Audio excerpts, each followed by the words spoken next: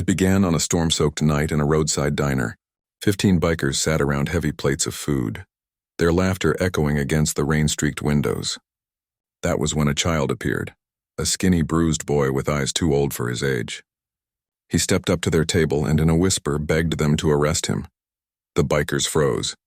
His name, he said, was Marcus. His crime? Theft. He reached into his pocket and pulled out a half-melted candy bar. He wanted to go to jail because in jail you get 3 meals a day. Silence fell like a hammer. Marcus hadn't eaten in 4 days. The bruises on his arms and his face weren't from playground fights, they were from fists. Adult fists. His father, a soldier, had died in Afghanistan. His mother had remarried a man named Derek, a man who hated him, a man who hurt him. Marcus had been hiding behind dumpsters, choosing the streets over the house where Derek promised to hurt him worse if he returned. The bikers, the Devil's Disciples Motorcycle Club, were outlaws by reputation, but every man at that table felt the same dark rage boil inside. Big Tom, the club president, leaned forward. If Marcus wanted to be arrested, they would follow proper procedure. And procedure demanded a last meal before lockup. The waitress set down a cheeseburger, fries, a milkshake, and a slice of pie. Marcus ate like a starving wolf while the men made quiet calls. Within minutes, they had a name: Derek Thompson. 2 arrests for domestic violence. Charges dropped. Now living in a house paid for by a fallen soldier's life insurance, hurting the soldier's son. For the bikers, the gavel had already fallen. Justice was waiting at 4827 Oak Street. That night, 15 engines roared against the storm. Marcus rode with Big Tom, a helmet too big for his head, heading toward the house that had broken him. In the window, an American flag still hung, a relic from when his father was alive. Derek answered the door, drunk, stinking of beer and smoke. His bloodshot eyes landed on Marcus and he sneered. He reached for the boy, but Big Tom caught his wrist and squeezed until bones groaned. Behind Derek stood Angela, Marcus's mother, her face marked by a black eye, her arms bruised. The truth didn't need words. Snake, the club's scout, lifted a phone. On it played Marcus's voice describing every beating, every bruise, every date.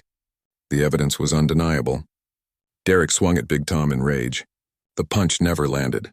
In seconds, the man was pinned against the wall, held by someone his own size. But Angela's plea stopped them cold.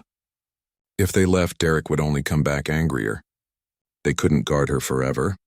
For the first time, the bikers hesitated. How do you fight a monster that hides behind closed doors? That was when a new voice cut through the night. A woman in uniform stepped forward.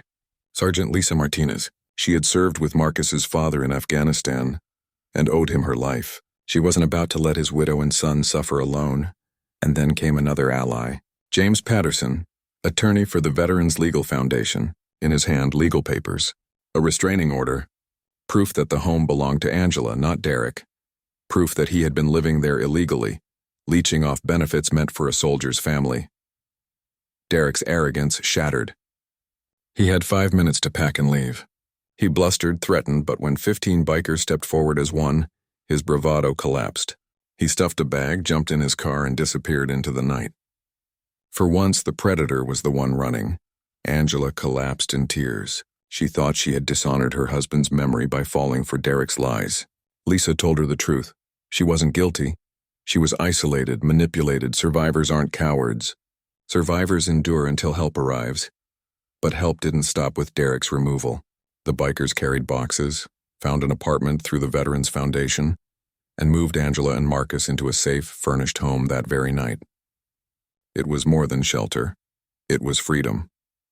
Marcus still worried about his sentence. Was he going to jail for stealing that candy bar?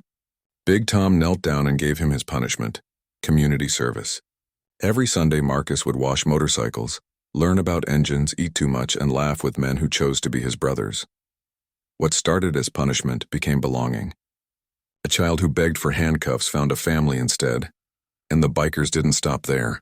They put Derek's name on the wind. Across 3 states, every biker knew his face and his crimes. Wherever he went, doors closed.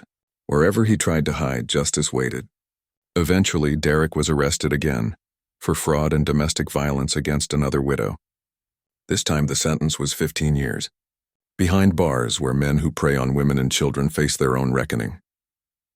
6 months later, At a Veterans Day parade, Angela stood tall among other Gold Star wives, her son by her side. The rumble of engines filled the air. Big Tom pulled up, stepped off his bike, and handed Marcus something small but priceless, his father's stolen dog tags. Recovered by ways they didn't explain, returned with honor. Marcus slipped them over his neck. For the first time, he felt their weight. His father had been a hero, and so was he. Because bravery isn't always standing tall. It's knowing when to run, and who to run to. That day, surrounded by bikers, soldiers, lawyers, and survivors, Marcus learned a truth his father had once spoken. A soldier's greatest fear isn't dying in battle. It's leaving their family unprotected. But Marcus was no longer unprotected. He had found a family, forged not by blood but by choice, a family that honored his father by protecting his son. The devil's disciples didn't just save Marcus that night. Marcus saved them too, by reminding them that under leather and steel still beat hearts strong enough to guard innocence. This is what brotherhood looks like. This is what real men do. And sometimes heroes wear patches.